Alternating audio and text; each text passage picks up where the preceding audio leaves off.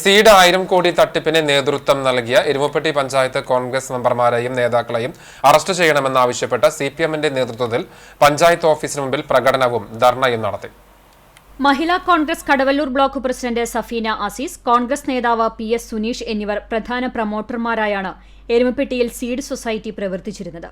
നിരവധി പേരെ തട്ടിപ്പിനിരയാക്കാൻ ഗ്രാമപഞ്ചായത്ത് അംഗങ്ങളായ MC ഐജുവും റീന വർഗീസുമാണ് നേതൃത്വം നൽകിയതെന്നും ഏകദേശം 200ഓളം പേർ തട്ടിപ്പിന് ഇരയായിട്ടുണ്ടെന്നും CPIM ആരോപിച്ചു. പഞ്ചായത്ത് ഓഫീസിനു മുന്നിൽ നടന്ന ധർണ ഏരിയ കമ്മിറ്റി അംഗം KM അഷ്റഫ് ഉദ്ഘാടനം ചെയ്തു.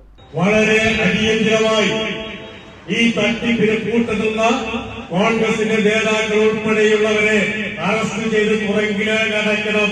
വസ്തുത ജനങ്ങളോട് തുറന്നു പറയണം. അത്രയും കാര്യം നിങ്ങൾ പറഞ്ഞതില് എന്തെങ്കിലും തെറ്റായ വിവരമുണ്ടെങ്കിൽ വെല്ലുവിളിക്കുന്നു. ഞാൻ വെല്ലുവിളിക്കുന്നു. ഒരു പ്രശ്നം ഉണ്ടാവില്ല, ഒരു പ്രകോപനം ഉണ്ടാവില്ല.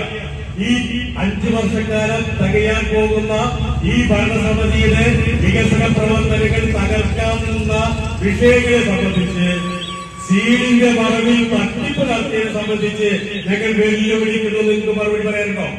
നിങ്ങൾ പറയാം. ഏരിയ കമ്മിറ്റി അംഗം MS സിദ്ധൻ അധ്യക്ഷനായി. Erumapetty east local secretary M Nandeesh, west local committee secretary PC Abalmani, PT Devasi എന്നിവർ സംസാരിച്ചു. Kunjumon Kariyannur, TK Shivan, K Satheesh Kumar, AK Kannan, NB Biju, KK Yogesh, KA Vijeesh, Nakula Pramoda, Geetha എന്നിവർ പ്രകടനത്തിന് നേതൃത്വം നൽകി.